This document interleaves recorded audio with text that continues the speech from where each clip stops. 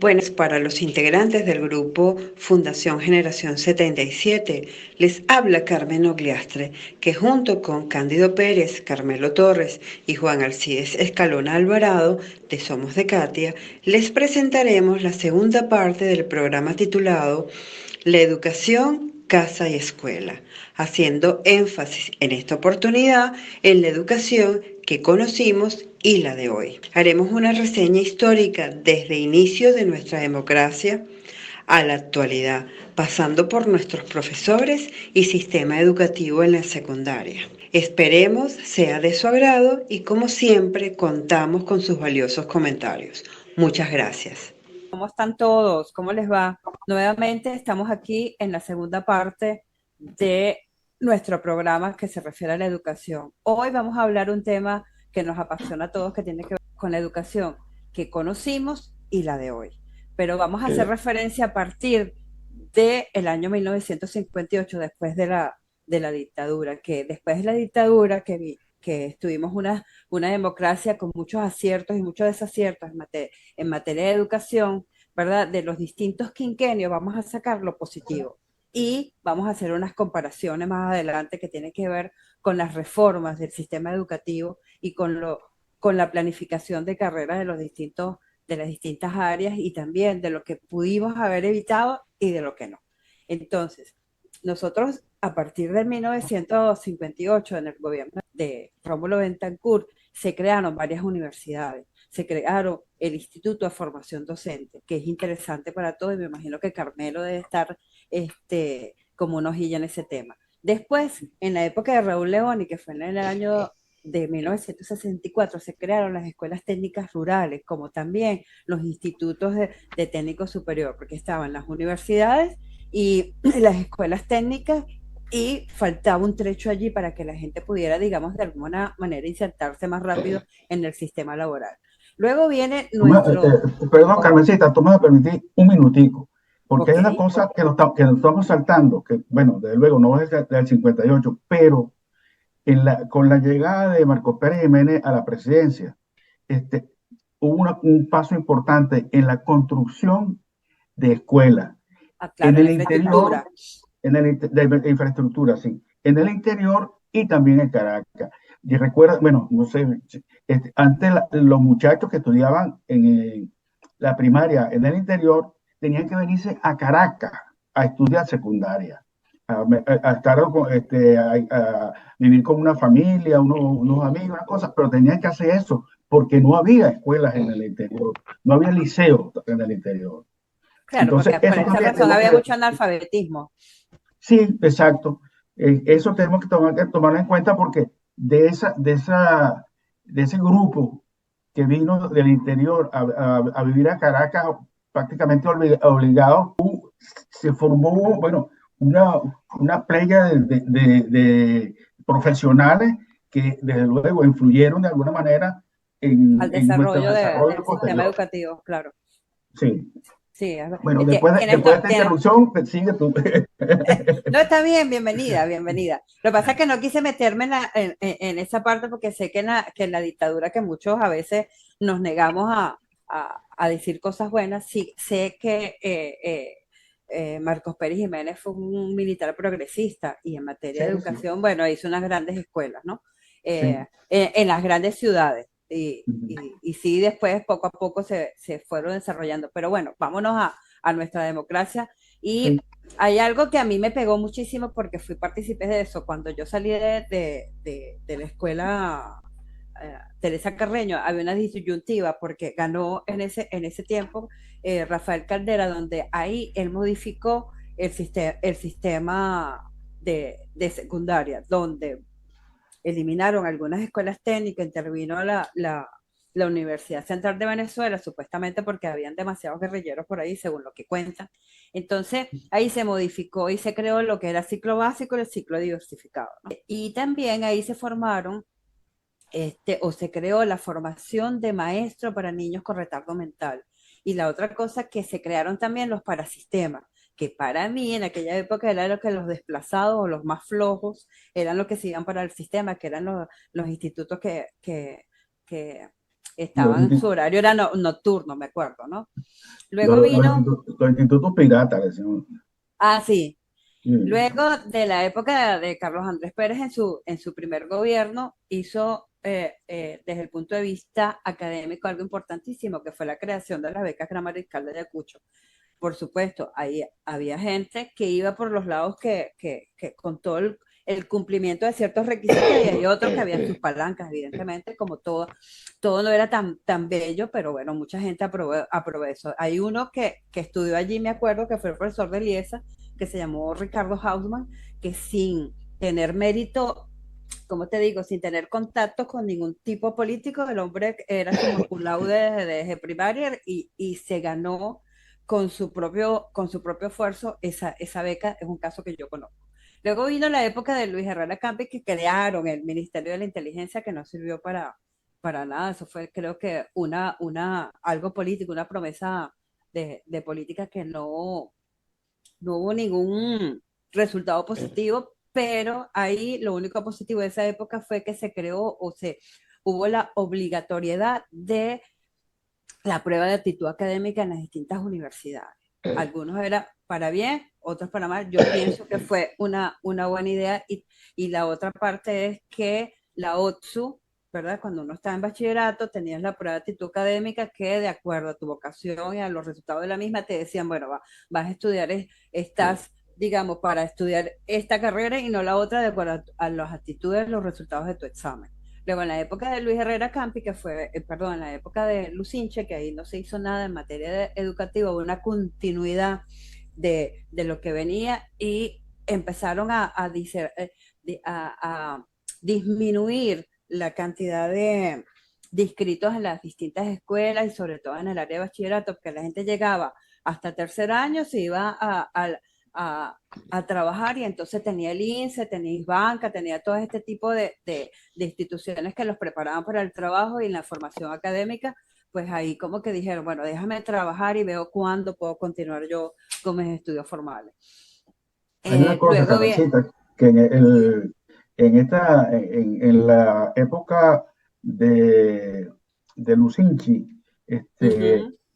no hubo plan académico, no hubo plan para continuar el plan que había o reformarlo o hacer uno nuevo, sino que la O cosa, mejorarlo.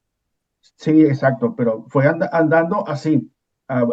a la buena y primera, como que, bueno, vamos a ver que se sigue como está, que esté bien o esté mal, pero a Lucinche parece que nunca le importó la educación, a pesar de que el tipo era médico, Sí, sí, sí, médico y que venía de pediatra, un sí. pueblito y era bastante precaria su vida cuando pequeño. Bueno, Bueno, fíjese lo siguiente. continuando que termino. Ok. Luego vino el segundo gobierno de Carlos Andrés Pérez, que eso fue un desastre total, ahí no se hizo nada, únicamente fue la creación de los institutos privados a nivel de técnico superior, que creció muchísimo y más que todo era para mí una cuestión mercantilista más que de preparación. Y en el último gobierno de Rafael Caldera, que también fue un desastre, hubo una disminución significativa del presupuesto para la educación. O sea, que menos dinero para la educación, menos preparación para los profesores, menos y matrícula para los alumnos. Y entonces ahí como que esos desaciertos o esa debilidad del sistema democrático ahí como que nos demostraba que vamos hacia atrás en materia educativa y hace 50 años atrás formábamos parte de la UNESCO de proyectos a nivel del sistema educativo que éramos de lo mejor en América Latina.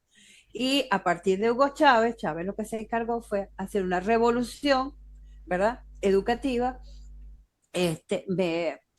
modificar todo el sistema escolar de adoctrinamiento y no de enseñanza como tal, que es lo que tenemos ahora. Y uno de los graves problemas que hubo en ese momento con este señor fue que él eliminó las materias matemática, química y física desde el pensum de estudios a nivel de bachillerato, que para mí es una base fundamental para la universidad y luego como profesionales de distintas áreas, ¿no? Querías decir algo, Carmelo, y perdona. Claro, mira, a mi manera de ver, el factor educativo viene con problemas desde hace muchísimo tiempo, independientemente que nosotros hayamos tenido una buena formación.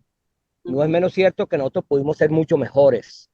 No es menos cierto que pudimos ser mucho mejores, porque inclusive si la educación fuese concebida como un proyecto de país, no pudiera hablarse que si el quinto plan de la nación, el sexto plan de la nación, el trienio de la nación, sino la formación y la educación de un país. Yo siempre lo hago un paralelismo con la red de cloacas o red de servicios de aguas Residuales. sí, en Francia, que es una cuestión que tiene 300 y 400 años, y por ahí cuando hay que limpiar pasa un camión gigantesco que es capaz de meterse por ahí. ¿Por qué? Porque hay que planear para el tiempo, no solamente planear para la hora, sino ver cómo pudiéramos estar. Claro, tú tienes que irte acoplando a las circunstancias, a la ciencia, a la tecnología, pero la base sustantiva debe estar como las bases de un edificio que tú dices, le voy a montar 80 pisos y voy a comenzar por el planta baja, por el sótano y eso. Tú tienes que hacer una base fundamental que sostenga todo eso. Entonces, con relación a lo que tú venías conversando y que Cándido apuntó, fíjate, habían pinceladas, no, hubo pinceladas excelentes. Por ejemplo, fíjate, la formación en términos generales de la educación primaria, acuérdense que no había antes preescolar, sino era la maestra de primaria, ¿no?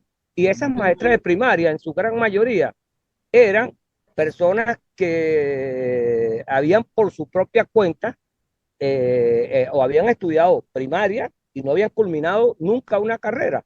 Y en el año 1951, por buena fortuna, yo he trabajado en ese instituto por más de 26 años y conozco la historia, el maestro Libertad Prieto Figueroa plantea la no, sí plantea la incorporación del Instituto de Mejoramiento Profesional del Magisterio en el año 51, hace 71 y pico de años. ¿Por qué? Porque él decía, hay una cantidad de personas, como lo que decía Cándido, que a lo mejor estudiaban a distancia y no sé qué cosa, y no tenían la acreditación y no tenían las herramientas como mejorarle esas herramientas cualitativas, cuantitativas, en evaluación, en planeación, en una gran cantidad de herramientas que debe tener un educador para ser más eficaz y ser más eficiente. Entonces, desde el 1951, mejoramiento comenzó, y de ello que yo digo que mejoramiento profesional del magisterio es una universidad dentro de una universidad, porque mejoramiento nace en el 51, pero en el 88 se fusionan los 8 pedagógicos y mejoramiento pasa a ser un pedagógico de la Universidad Pedagógica Experimental Libertador, que son 8, pero mejoramiento en ese entonces tiene y hasta ahora 42 lugares en el país. O sea que fíjate, siendo un instituto igual a los otros pedagógicos, tiene 42 lugares en el país. Entonces, como bien tú decías, bueno, si yo tengo, por decir algo, en Bruzual, Mantecal, El Orza, El Nula y San Fernando, gente estudiando, imagínate tú el impacto social en esa comunidad de San Fernando y que llega hasta el área rural, lo que permite, un poco lo que decía Candio, que la gente no se venga a Caracas a estudiar, porque es probable que el que viene a Caracas, como pasó con el plan de becas Gran Mariscal de Ayacucho, el que viene no regresa a sus locaciones.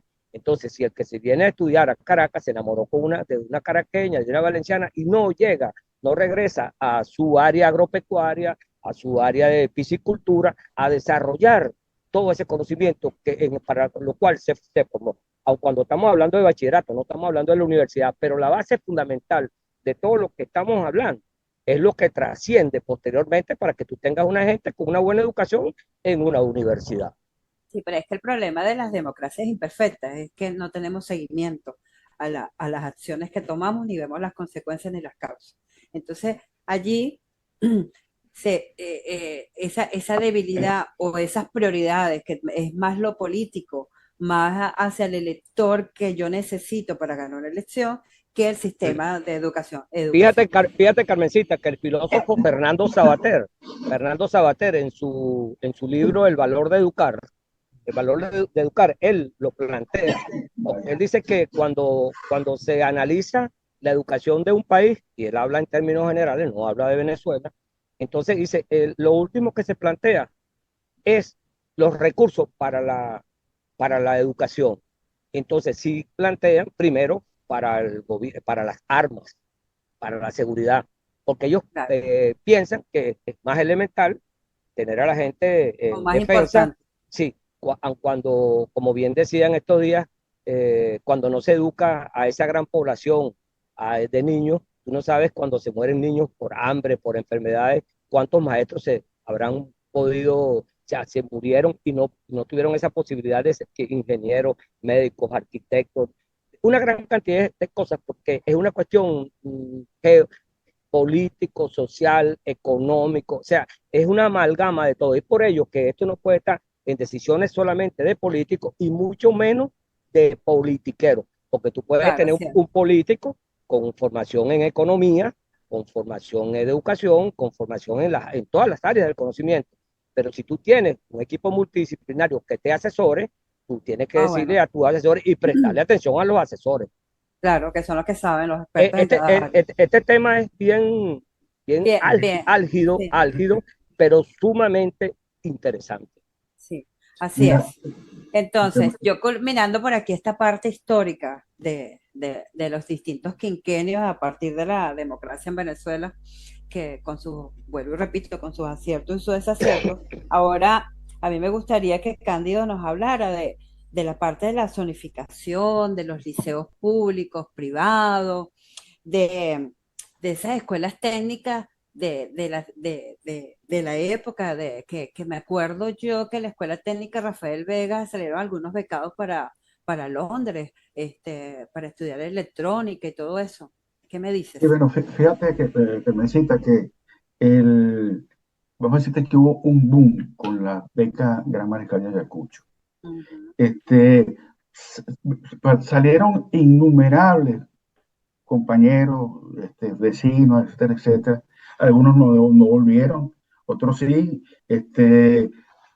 pero esa formación que recibieron en Londres, en París, en Bruselas, donde lo hubiesen mandado, donde ellos escogían dónde querían ir, este, no fue bien aprovechada en el país. Otra cosa, nosotros eh, históricamente hemos sido un país petrolero.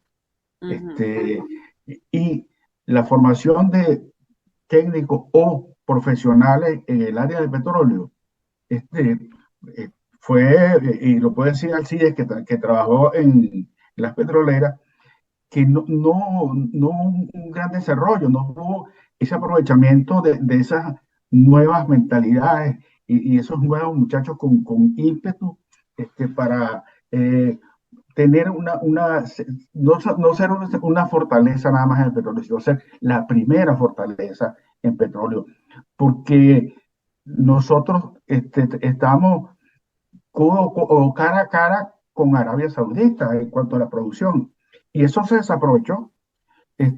Incluso un venezolano El que creó fundó los los PEP, PEP, claro, Pérez Pérez Alfonso. Alfonso. Sí, Ujú. que fue la manera de poder aprovechar ese producto que es el petróleo. Pérez Alfonso y el jeque Ahmed de la Arabia Saudita, dijo, bueno, vamos a llegar a un acuerdo y de ganar, ganar. Claro, Y se ahí hizo tuvieron que negociar duro. sí, y esa negociación en bloque permitió una alza de los precios del petróleo que en los años finales de los mediados de los 70 ocasionó un impacto muy grande porque el petróleo se retenía y no, el petróleo, el barril de petróleo llegó a pasar los $100 y eso nunca más se ha visto. Ujú. Es así. Sí, la OPEP todavía está, pero ya no tiene el poder que tenía antes. Fíjate que en la guerra, porque realmente es una guerra de Ucrania con Rusia, que los dos son productores de petróleo y por eso han bajado, por lo menos en Europa, la situación de la electricidad que se genera con turbinas de petróleo, Sí. etcétera, etcétera, se ha puesto carísima. ¿Por qué? Correcto. Porque no hay esa fuerza que tenía antes esos organismos internacionales. Pero también tiene que ver, Cándido, con los controles. Fíjate tú que ahora con la guerra de Ucrania y con las sanciones a Rusia y las sanciones a Venezuela, entonces por los caminos verdes están distribuyendo todo el petróleo con estos cracks o digamos del marketing de la venta de petróleo, ¿no? Que lo hacen por fuera, no entran los gobiernos porque evidentemente están imposibilitados de recibir dinero, entonces claro, todo esto se ha diseminado ahí, Sí, todo sí. queda como que bueno llega al mar y nadie sabe dónde está y Lo, dónde están los lo que recursos. ocurre es que en el caso de nosotros estamos gobernados por unos delincuentes. Sí, Y ahí Correcto. no hay tutía. Esos tipos negocian debajo de cuerda y sin que poca gente sepa que ellos están vendiendo petróleo por debajo de cuerda y le dan a Cuba y Cuba triangula y lo vende por otro lado. Eso no, que le mandan a Cuba, no, que le mandan a Cuba tantos, pero otros más que son los que ellos van a vender para pagar. Eso es Vamos, así. vamos a que regresar todo eso, otra vez a la orilla del río. Sí. sí, que todo eso es menos plata para la Para educación. educación y Sí. para todo. Quedan 9.53 minutos, dice acá. Ok, mira, voy a aprovechar que aquí yo estaba tranquilo oyéndolo a todos ustedes, pero yo veo, puede ser polémico dentro de lo que es los logros que hubo en la época democrática y después cuando tenemos esta narcodictadura, pero que hay un factor común, que es el factor común que ha sido la parte ideológica en ambos lados, ¿no? Y esa parte ideológica nos ha llevado a nosotros a tener algún tipo de pensamiento donde no se va a involucrar lo que es la parte de lo que es el logro.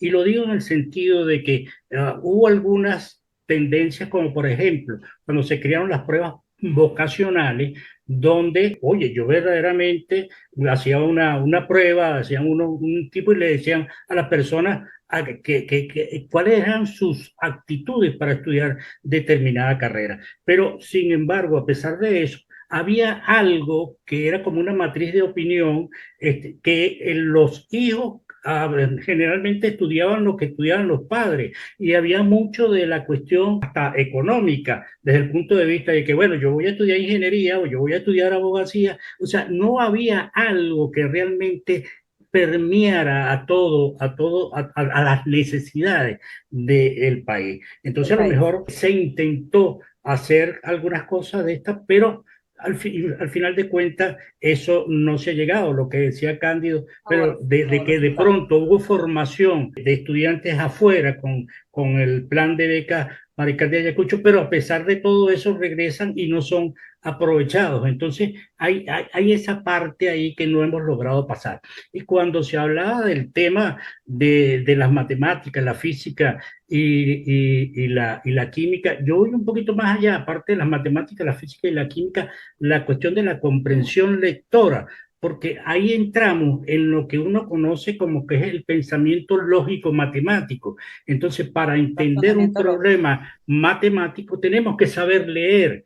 Y entonces uno de los grandes problemas de nuestro sistema educativo, y está en deuda desde hace muchísimo tiempo, es que la enseñanza de la lectura a través de métodos creativos, otros métodos, con la utilización incluso de ahora de la informática, pensando en función de la resolución de problemas, utilizando la matemática para entonces implementar lo que es la física y la química, porque es completamente necesario. Fíjense que sí se han hecho, hace recientemente la Universidad Católica hizo unas pruebas con estudiantes venezolanos y en cuanto a matemática y comprensión lectora de notas de 1 a 20, resulta que estamos raspados porque los institutos privados llegaron a 10 y los institutos públicos llegaron a 9 como promedio de las notas. Entonces quiere decir que si no tenemos esa comprensión lectora, entonces la parte de entender la física y la matemática nos cuesta mucho.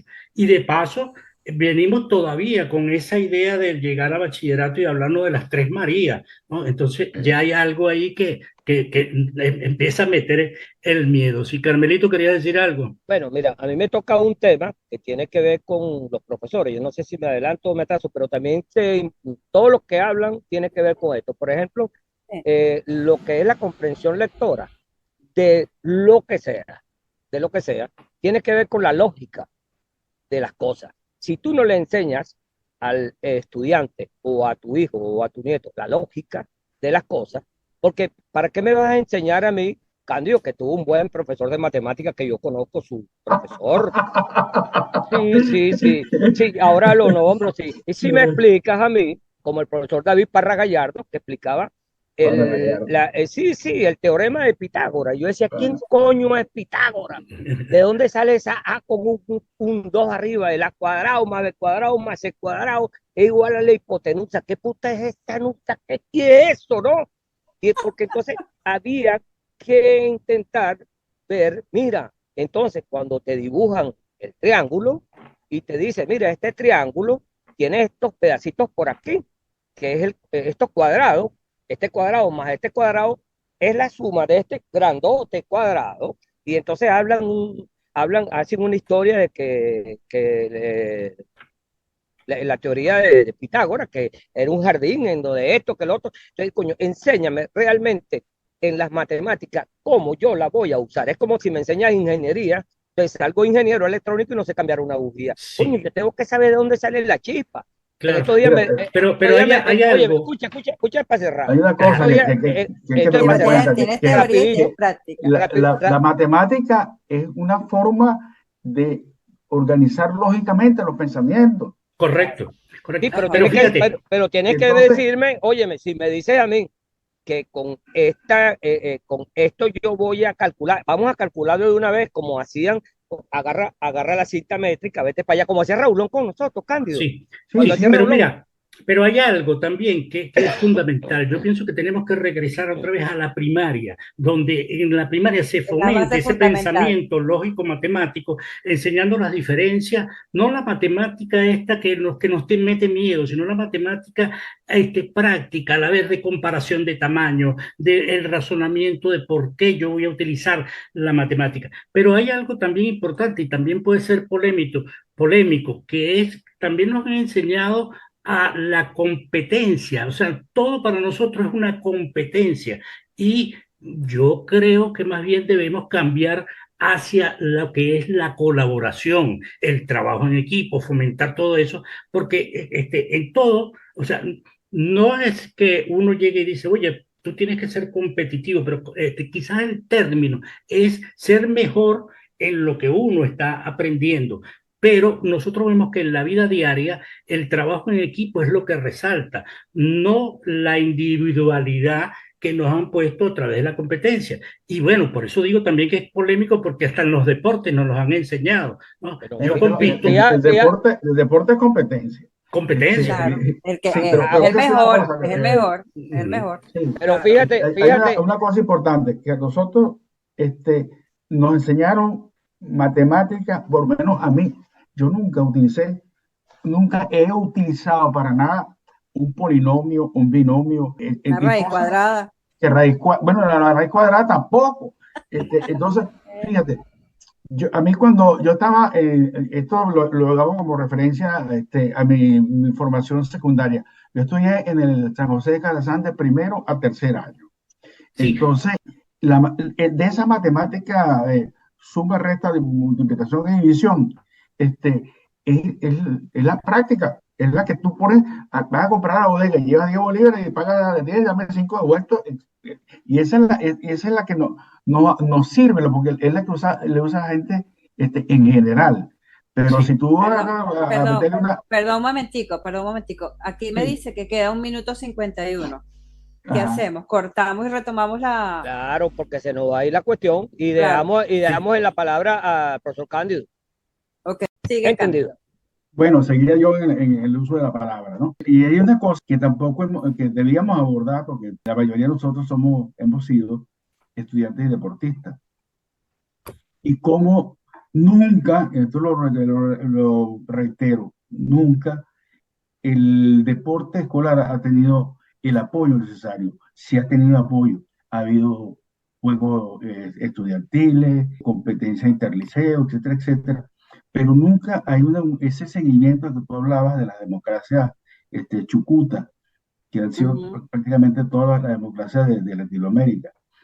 No han hecho que haya una continuidad.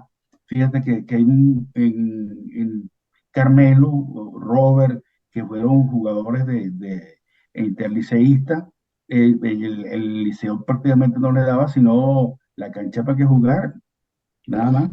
ujú. Y algunos profesores colaboraban de alguna manera, pero no había un plan de ayuda.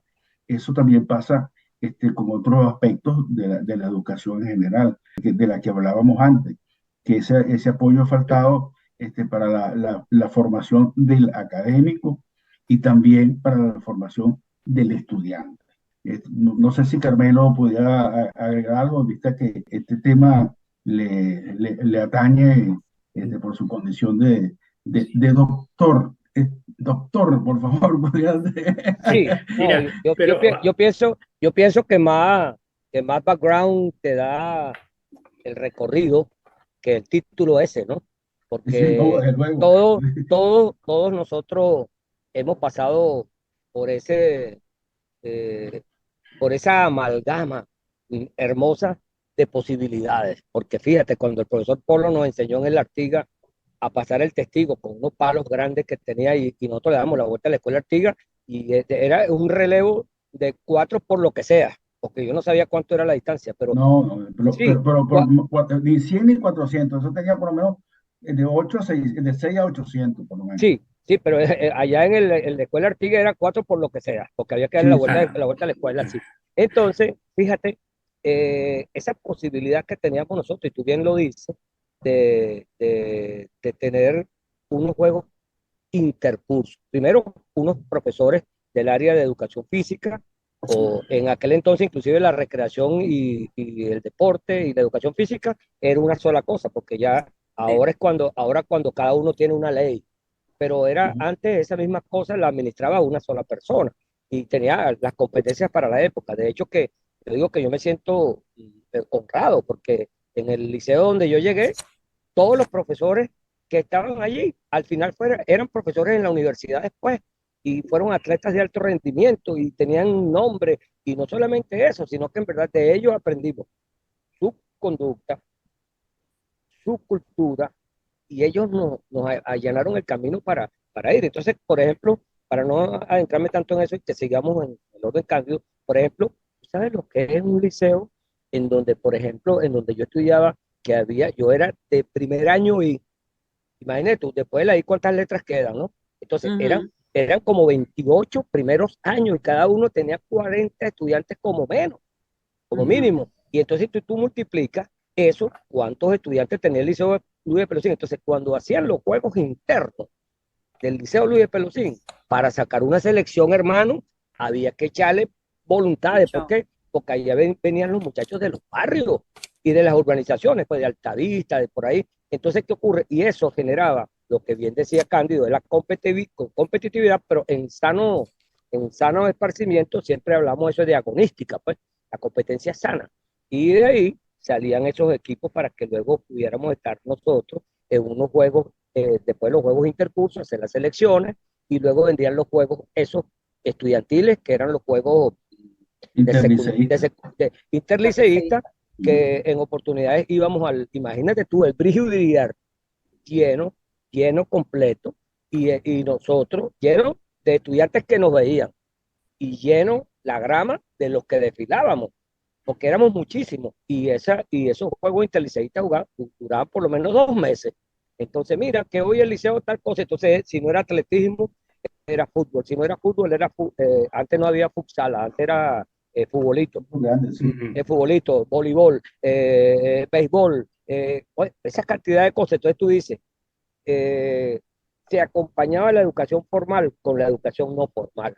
¿Por qué? Porque ese verdadero equilibrio o esa simbiosis entre esas actividades te hacen que una persona, por ejemplo, yo que me ha gustado la natación, yo tengo que respetar para lanzarme al agua, esperar que el juez o dé el disparo, dé el silbato o suene el timbre, porque si yo me lanzo antes estoy descalificado. Entonces, eso, el deporte es una estrategia para formar un buen ciudadano, porque al final, ¿qué es lo que queremos tener? Una persona bien educada y que sea un buen ciudadano. Cándido. Sí, mira, yo voy a aprovechar que mientras estaban hablando me da mucha ganas de reír porque empezaron a hacer cálculos ahí de la pista, 400 por tanto y tal, ¿no? Y con mi querido Cándido, que yo tengo esa cuestión con mis estudiantes, yo tengo la posibilidad ahorita de dar clases y doy matemáticas. Y lo primero que preguntan, oye, profesor, pero usted, ¿qué estudió? Bueno, no, yo estudié ingeniería bueno, y cálculo diferencial, ¿cuándo lo utilizan? Aquí no, aquí yo no veo una ecuación diferencial por ningún lado, ni veo nada de esa cuestión. ¿Para qué? Entonces, ¿para qué nos sirve eso? Entonces, eso es un pensamiento también recurrente. Pero fíjense lo siguiente, ¿no? Que lo que yo digo es que la matemática lo que ha estado es mal enseñada. ¿Ok? Desde el punto de vista del criterio, porque la matemática sirve para crear eso que estaba hablando también Carmelo del deporte, crear valores, también en la cuestión de agilizar ese pensamiento para tener un raciocinio a la hora de buscar unos problemas. Entonces, claro, hay gente que de pronto te pone la cosa demasiado complicada, pero fíjate, hay un escrito que tengo por aquí que dice, tener una educación matemática define en gran medida tu capacidad crítica y tu habilidad para tomar decisiones. Entonces, ahí es donde se ve la utilización de la matemática, la buena utilización de la matemática. Y por eso yo insistía también en esa utilización desde el punto de vista colaborativo. A la hora que tengamos grandes problemas, donde estemos trabajando, pues lo resolvemos a través de equipos. No hay una individualidad que compite porque es el que sabe más matemáticas o todo eso, sino es un equipo de trabajo. Ahora, ahí tiene que ver, por supuesto, también la parte de la innovación. Entonces, ¿qué pasa con nuestros sistemas educativos? ¿Qué es lo que dije del principio? Que se han tenido una serie de errores desde antes y ahora más todavía, porque ahora se incrementa porque el sesgo ideológico que se le ha dado es muchísimo más fuerte. Ese intento incluso de eliminar la física, la química y la matemática, ese intento también de a lo mejor eliminar algunas pruebas para entrar a las universidades porque la cuestión es clasista o alguna cuestión de esa, entonces lo que ha disminuido todo esto, pero a ello se suma las condiciones en que han dejado a los educadores. Un educador era un elemento completamente respetable en la sociedad. Por ejemplo, en la época de nosotros, oye, respetábamos mucho a nuestros maestros, a nuestros profesores. Un profesor ahorita lo que anda es tratando de saltar varias horas, buscar otro tipo de trabajo, a ver cómo come o se va del país, que es una de las cosas. Entonces, nuestra educación ha disminuido completamente por causa de ese sesgo ideológico. Ahora, no solamente eso, también es que, y eso no es un mal de ahora, están los maestros reclamando y manifestando en la calle porque ganan unos sueldos de miseria. Y si no hay una buena alimentación, un buen transporte, algo que las cosas se le faciliten para que pueda dar clases, vaya, no. Fíjese, Nuestra educación va seguramente por un barranco hacia abajo. Dime, Carmen. independientemente que el educador siempre haya estado mal pagado, pero fíjate que antes, aquí está ocurriendo ahora con el periodismo también, y ocurre con otras profesiones, antes muchos profesionales de otras carreras que no se graduaban de ingeniero, arquitecto y cosas, y no conseguían insertarse en su área de competencia, buscaban irse a la educación. Y entonces tú veías bueno, yo de hecho yo daba clases en el mismo Instituto de Mejoramiento Profesional del Magisterio y tenía profesionales de todas las carreras buscando el componente docente, porque querían la herramienta para ellos poder ser como más competitivos o le exigían en los lugares en donde trabajaban privados que tenían que tener alguna credencial, porque ojo, no se titulaba a la gente, lo que se le daba era una credencial que había hecho el componente docente de 7 meses. Entonces, de alguna manera, aun cuando la educación había estado, ha estado mal pagada, pero por lo menos tenía algo de estabilidad. Cándido, si tú bien recuerdas, las maestras y los profesores iban a la muralla china, iban a Egipto en unos planes que tenía el IPASME o en unos planes que tenían otra gente y podían comprar una casita y podían comprar un carrito. No, ojo, a lo mejor no podían todo, pero de alguna manera, y eso es parte de lo que yo tengo aquí ahora para conversar. Las maestras, los profesores se vestían bien, no iban como Sí, unos andrajosos. Mira, los profesores, el profesor Jovito y un catire de la escuela Artigas iban en corbata, Cándido, iban en sí, sí, de corbata. acuerdo, que era un pelirrojo que Un echaba pelirrojo, coco con sí, que tenía, nosotros, que, sí. que tenía el pelo grifo, Ajá, sí, sí, sí. y el tío de Nelson Castro, que era Jovito Castro, He visto que gatos, el sí. profesor Jovito Castro, que era un negro grandote y arrechón. Entonces, y las maestras iban con esas uñas bien pintadas, con aquellos Sí, sí, zapatos bien plateados arreglada, y bien arregladas. peinada, sí. La profesora Alesia, que creo que daba clase en la mañana en la Artigas y en la tarde en la Teresa Teresa Carreño. Carreño, La Teresa era, Carrera. pues, era una preciosura. Y no solamente que porque era bonita, sino que era educada y tenía las competencias académicas para trabajar. Para enseñar. Digo, así de por si no me encadeno. Fíjate que una cosa que Carmelo, el reclamo hecho por profesores de la universidad que tienen que cargar sus zapatos rotos porque no tienen dinero para comprarlos. Mira, el profesor, Este, mira, te voy a y, poner un ejemplo. El profesor Sergio Cerrón, un amigo, ujú, es un profesor con más de 30 y pico de años en la academia. Es asociado a dedicación exclusiva, doctor, con libros publicados y todo. Él ujú. sacó una cuenta en estos días que en los sartán, $10. Sí, otro poco de cosas. Total que la vaina le daba $30 más o menos en lo que costaba. Y él cobra mensual con ese nivel académico Eso en medicina, treinta y 30 un dólares en medicina. $31. treinta y un Ujú. dólares. Entonces tú dices, por Dios, como bien en estos días decía alguien, no, pero si los profesores son tan así, ¿por qué no se buscan otra carrera? Y entonces después que se ponen a hacer otro trabajo y vienen a dar clases, le digo, papá, pero ni que el pecho fuera hierro ni los lomos del garrobo. Es correcto. Sí. Sí. Es como eso ¿Y en qué momento se preparan para tener el material que van a enseñar? O Mira, sea, a mí, sí, a mí no, a exacto, mí, eso. óyeme, óyeme, ¿Cuándo ellos van a, a prepararse para dar clases? óyeme, a mí no me gusta hablar de mí, no me gusta eso, pero es que yo soy yo soy como una muestra. Yo tengo 40 y pico de años en el gremio académico, más y en no formal 50, por decir algo.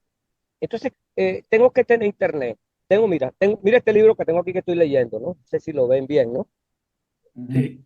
La Sí, recreación como entonces, práctica entonces de la tengo, libertad. sí, la recreación como práctica de la realidad. Tengo que estar actualizado, ¿verdad? Tengo que Ujú. leer, esto cuesta plata. Y tengo que tener internet, eso cuesta plata. Tengo que tener un celular para conectarme con los alumnos, esto cuesta plata. Tengo que mandar un mensaje, eso cuesta plata.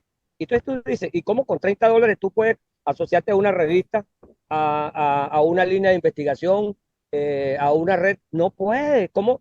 Entonces tú dices, cuando tú llegas a un liceo, o llegas a la universidad, si eres profesor de informática, usted que cuando vas a hablarle a los estudiantes, el alumno que a lo mejor tiene un celular de quinta generación, te dice, profesor, pero usted lo que está es atrasado. Entonces, ¿qué ocurre? Porque entonces estamos un poco lo que le decía Cambio, en Venezuela, lo que ocurre viene desde mucho antes, pero al final, en estos 20 años, estamos adelantados en el atraso. Todo está malo. Mira, en estos días cuando inauguraron el béisbol allá en La El, Guaira, el con los, estadio de con, la Guardia. con los jacuzzi, se cayeron más o menos 150 metros cuadrados de un techo en el núcleo académico Yaracuy San Felipe. ¿Por Sí. qué? Por Ujú. falta de mantenimiento. Y si eso hubiese estado con clases y gente allá abajo, tú sabes la cantidad de muertos. Es más, yo he dado 4 o 5 conferencias en ese local. Y si uno está ahí, entonces no puede ser, pues tú dices, bueno, lo mismo los hijos, mi hija me dijo, no, papá, pero a mí me tienes preocupado, tú estás en Venezuela y tú tienes comida en la nevera. A ti te Sí. alcanza. Bueno, de hecho que a mí no me daba ya para comprar un caucho ni una batería. Sí, pero fíjate, Sí, es verdad, es verdad. en un supuesto negado de que estuviéramos en otro tipo de condiciones, uno podría, por ejemplo, decir, oye, que los bachilleres Pero van a no, no, dar, no lo niegan, sí, en un supuesto, y que sí, no, sea no, un posible. supuesto negado porque es que no es No, la negado no, realidad, porque lo pero uno niega, podría pero en un decir, supuesto nada más. No, no podemos negar lo que nosotros aspiramos. Nosotros aspiramos a un cambio. Y que claro, por supuesto, pero fíjate lo entonces no es negado, siguiente. es un supuesto. Sí, porque uno puede decir, mira, los bachilleres, ¿por qué no pueden dar clases los bachilleres a los alumnos de primaria? Oye, Y pero también de privado. vamos a situarnos dónde, ¿no? Indudablemente que en nuestro país, y estoy hablando incluso hasta de toda Latinoamérica, eso no es viable. Entonces, ahí por eso que hablamos de un supuesto. Entonces, ¿qué implica realmente un cambio completo de mentalidad desde el punto de vista educativo, desde el punto de vista desde el inicio, de la Mira, educación inicial? Porque aun cuando uno no puede negar los logros de lo anterior, porque sí, y la consideración que se tenía con los profesores anterior, la educación en Venezuela sí ha venido deteriorándose desde hace muchísimo tiempo.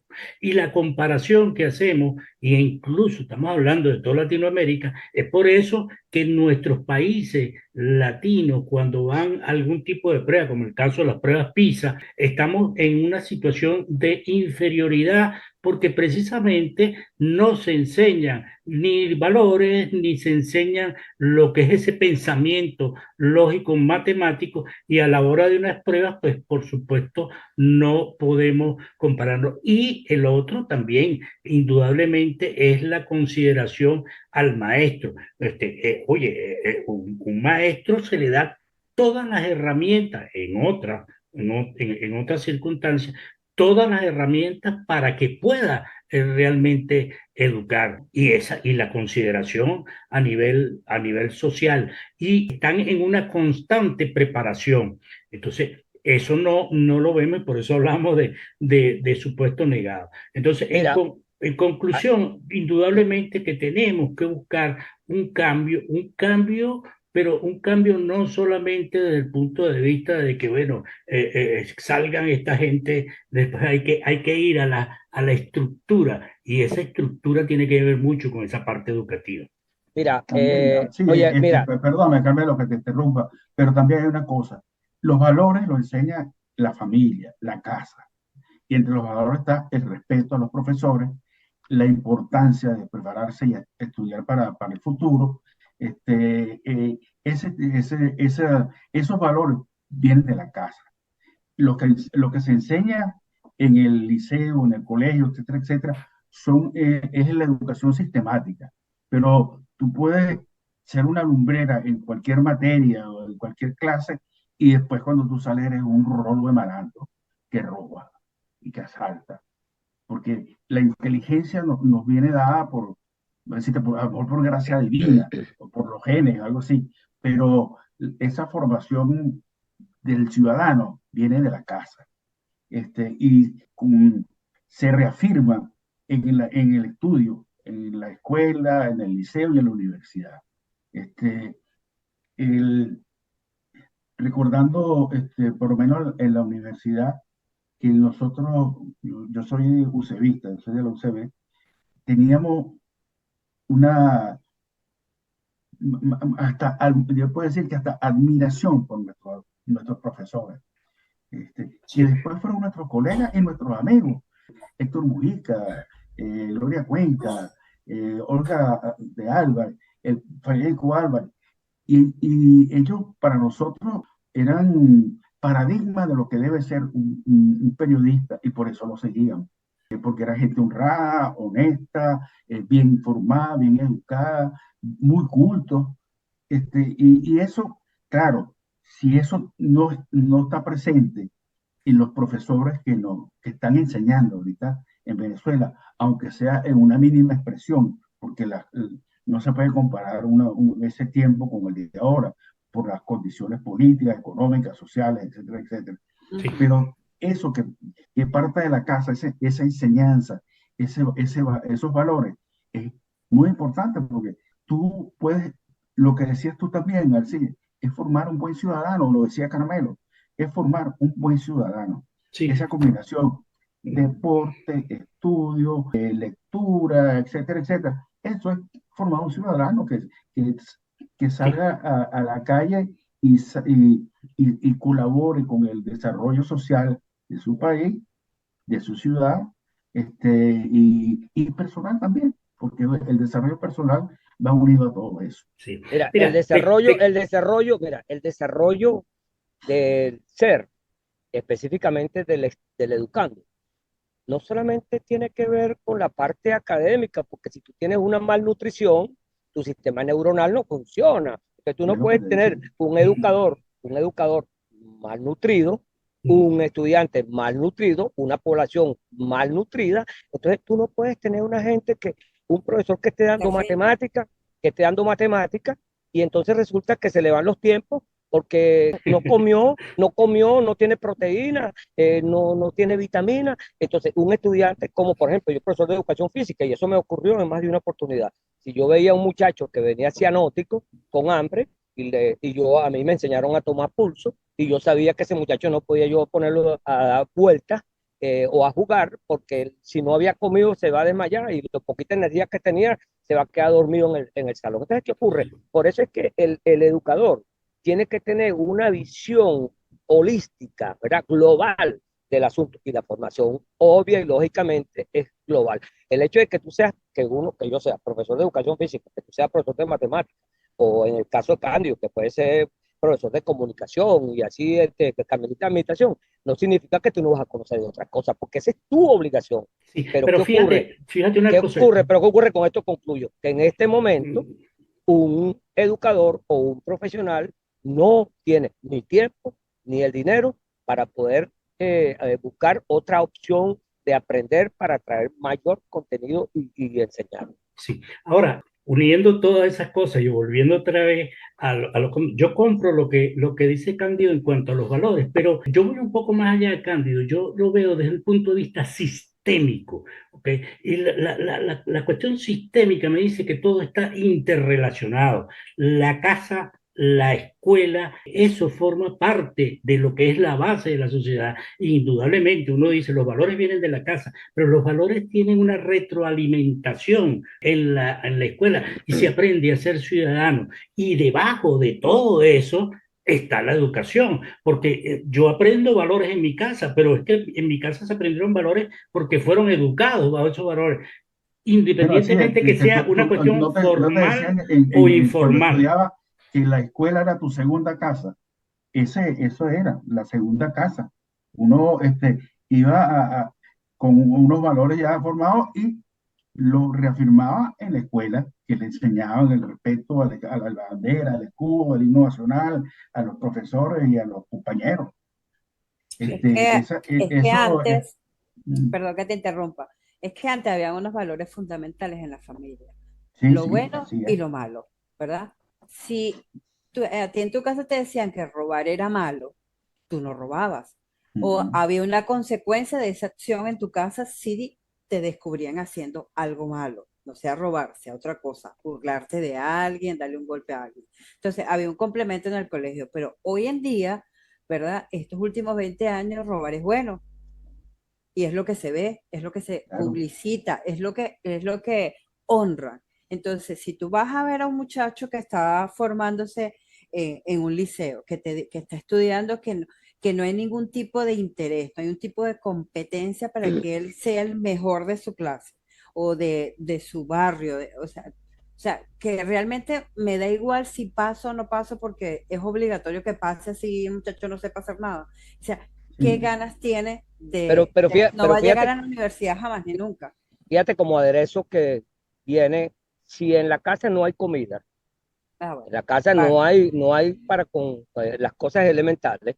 Entonces resulta que no puedes mandar el niño a la escuela porque no tiene zapatos, no tiene camisa, no tiene ropa, no tiene comida. En la casa no lo hay. Entonces, ¿qué ocurre? El niño va a la calle a ver si consigue. ¿Qué consigue?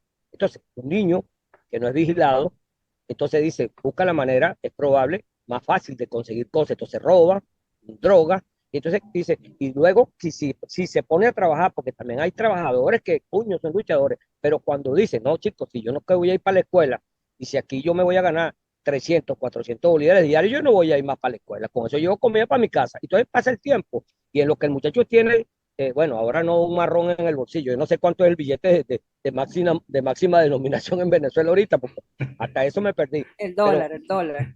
ok, si tú tienes $100 en el bolsillo, tú vas para clase. No, tú dices, yo voy para el mercado de Katia, con $100 los invierto, Sí, claro. compro cigarros, se lo Lo compro revendo. contra los contrabando de los colombianos y lo revendo en Katia y lo que estoy es full. Y es probable que a lo mejor después me meto una marihuanita y me meto una caña y lo que estoy es feliz y me compro una ropa. Entonces tú dices, ¿quién va para clase bajo estas circunstancias? Nadie. Entonces, igualito pasa con el educador, porque te consigues con un estudiante que te falta el respeto porque un estudiante también no, hablamos de los valores, pero Y de hablamos de paso los tiene las valores, mismas necesidades. no, y hablamos de los valores, pero ¿de cuáles valores? Ahora es que no lo hay, porque óyeme, la misma televisión, cuando tú oyes sobre todo la televisión del Estado, los tipos hablan con vulgaridades, hablan No, Es que no hay respeto. un bueno, lenguaje, Carmelo, también hay que tomar en cuenta, y Carmencita, que el presidente, entre comillas, mm, Chávez, nos enseñó a decir que robar era bueno, ok, Sí. que la gente que no tenía podía salir a robar porque no sí. tenía. Sí, sí, y María Corina se lo dijo de frente, Sí, sí, expropiar es sí, robar, es Sí, así eso es mismo, así. correcto. así Sí, mismo. Entonces, pero tú dices, fíjate que eso que dice Carmencita de los últimos 20 años es cierto. Nosotros, mal que bien, nos educamos en un periodo democrático con sus certezas y sus errores, Sí. pero había esos valores, estaban presentes, los valores de la casa, de la honradez, del buen comportamiento, pero desde que el primer ciudadano de Venezuela, que es el presidente, nos da ese ejemplo de que robar es bueno, de que no importa, que si tú no tienes, roba. Entonces, bueno, no, Tienes el y la, derecho, de tienes el ahí derecho a hacia quitarle adelante, lo de lo que y, otro. hemos hecho es rodar qué sé yo, como una meta en una bajada. y la expresión, la expresión visceral, porque eso, acuérdate que los malos ejemplos se pegan también. Cuando Sí, sí, sí, Joselo y los programas cómicos hablaban de una manera, la gente agarraba eso más rápido y la gente aprendía rápido. claro. Ponte tú en mi Quedan seis lugar. minutos. Ponte, ok, Quedan cómo seis no. minutos. Ah, bueno, entonces, ¿qué Ajá. hacemos? Bueno, seguiremos Sí. conversando un rato más, esos 6 minutos que Sí. quedan. Tú Ah, bueno, como educador, Carmelo, ¿qué harías tú hoy en día? Mira, primero que nada, yo volvería al patrón de los profesores de antes, al patrón, con la formación de la hora, porque un profesor bien coherente, que sea de la área de competencia, que sea de su área de competencia, que tenga la ética, una buena formación, ¿verdad? Que esa interrelación entre el maestro y el alumno no se pierda, no como que de repente se está por allá, inclusive el 20 lo tengo yo, mis alumnos no sacan 20 porque el 20 lo tengo yo. No, no. Sí, yo me tengo que poner contento cuando mis alumnos saben Así, mejor lo que yo estoy explicando, es porque así. eso es lo que se busca, porque yo no tengo, o sea, como dice Arthur Graff, nadie tiene el monopolio de la verdad ni la exclusiva del error. Yo solo sé que no sé nada, yo tengo una formación, pero delante de mí hay 40 estudiantes que tienen 40 pensamientos, 40 informaciones, y en la suma de todo ese montón de cosas hay un conocimiento global. Cuando yo entro a cada clase de mis estudiantes, yo salgo con 40 ideas o más de lo que yo llevé. Entonces, ¿qué haría yo? Bueno, mejorarle, obviamente, el piso social, porque es que tú no puedes, ¿cómo tú puedes montar un edificio sin base? No puedes, tienes que montar las bases, y las bases en la educación es formación, y como dice la Constitución, a igual trabajo, igual salario, ¿verdad? Sí. Una buena planificación, la planificación no se puede, por eso se llama planificación, planea, organiza, controla, evalúa, retroalimenta. Entonces tú no puedes, de la noche a la mañana, vamos a cambiar el currículum. Ahora no vamos a ver historia, porque la historia es mala, porque hablan de Simón Bolívar. Simón Bolívar lo parió fue una negra. Entonces tú vas acá. No, no, tú tienes que tener como eso, dice, Hay que, planear la y hay que educación ser del coherente, ¿no? país para 100 años, y que en esos 100 años tú le vas de manera reestructurando, amalgamando, acomodando las cosas que están cambiando, porque no podemos alejarnos de la ciencia. Sí. En estos días Cándido hizo un comentario sobre los catchers que tienen ahora en la muñeca para mandar un mensaje. Sí. Entonces alguien le dijo algo y Cándido le respondió. Entonces yo dije, si te hackean el celular, ¿no te pueden hackear también el aparatico ese? Claro, es más fácil, claro. Sí. ¿Y qué dice Cándido con los aportes? ¿Qué harías tú ahora? Mira, yo soy partidario de eliminar eso de Magister dice. Este es un pensamiento, bueno, una frase en latín. El maestro dice y eso es lo que hay. Porque Carmelo lo sabe también, y lo he dicho, que él tiene entre a 40, a darle casi a 40 muchachos, son 40 pensamientos diferentes. Sí. Nosotros, los que hemos sido profesores, maestros, yo creo que tenemos que tomar en cuenta eso. No, yo no tengo la exclusividad del conocimiento y no puedo, y no debo, mejor dicho, poner ese poco conocimiento que yo tenga a los muchachos. Yo tengo que convencerlos de que lo que yo le estoy diciendo le conviene y les será positivo y productivo en un futuro cercano o a mediano plazo. Y Juan Alcides, Sí, ¿qué haría? yo como conclusión de todo esto, yo no dejaría atrás de varias disciplinas para conformar todo esto. Aparte de tener un profesor que sea realmente reconocido, un maestro que sea reconocido, pero yo diría que no debemos escaparnos de que debería estar dentro de nuestra parte educativa lo que es la ciencia, la tecnología actual, porque vamos a acordarnos que los jóvenes simplemente están con la tecnología incluso muchísimo más avanzados que cantidad de gente. La parte de lo que es la ingeniería desde el punto de vista del pensamiento creativo para crear cosas. No olvidemos también el arte y no debemos olvidar la matemática, que es base para todas estas otras ciencias. Por eso es que se dice que la matemática tiene esa formación científica como soporte a todo ese grupo de ciencias. Entonces, ahí no debemos dejar escapar que debe estar incluido con un pensamiento creativo y la utilización del pensamiento lógico matemático y esa enseñanza para poder salir de la situación donde estamos. Bueno, y para finalizar esta conversación que ha estado tan emotiva, tan rica en todos los aspectos, bueno, le voy a decir que merecería otro programa o quizás más para completar esta materia que realmente nos llega a todos porque todos hemos sido y seremos estudiantes, profesores, y sería una manera muy grata y muy digna de ayudar en algo a nuestro país. Espero que haya sido del agrado de las personas que nos escuchan y bueno, seguimos que Katia nunca se rinde. Así es. Mira, yo estoy realmente bastante complacido por varias cosas. Una, que está es una semana de cumpleaños. Tenemos Carmencita que acaba de cumplir años y bueno, mira, está dentro de nuestro equipo de trabajo también. Y la bienvenida también a Cándido, porque Cándido está debutando otra vez en el 2023.